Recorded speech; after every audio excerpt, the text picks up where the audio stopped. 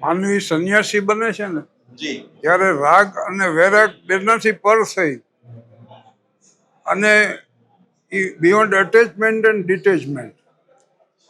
સુખનું વિરોધી દુઃખ છે.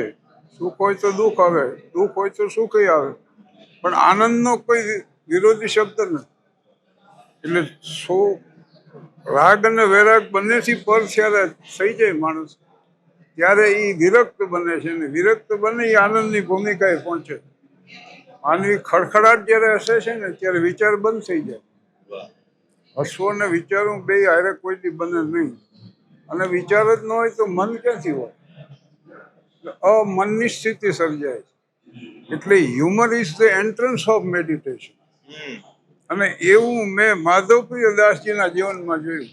ખડખડાટ હસતા સંત, મોટે ભાગે ગંભીર હોય, ગંભીરતા ધારણ કરીને જ બેઠા હોય અને હસવાનું બહુ જ ઓછું હોય.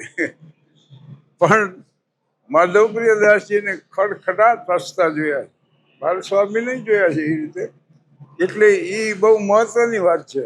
જી હસવું એટલે આમાં થાય શું કે સત્યના માર્ગે તમે સફર કરો ને તો સામે પ્રેમની પર્ણકોટી આવે. પ્રેમના માર્ગે પ્રયાસ કરો, પ્રયાણ કરો તો સામે સત્યની સફર આવે. સત્યની મંજિલ આવી જાય છે. અને સત્ય અને પ્રેમ જ્યાં હોય છે ત્યાં કરુણા હોય. અને સત્ય, પ્રેમ અને કરુણા જ્યાં હોય છે ને એને માધ્યમ મળે છે પ્રજ્ઞાન. સંગાથ મળે છે પ્રજ્ઞા. અને pragya is the highest form of intelligence. એટલે સત્ય, પ્રેમ અને કરુણા પ્રજ્ઞા દ્વારા જીવન વ્યતીત થતું હોય એવું આમના જીવનમાં મેં જોયું.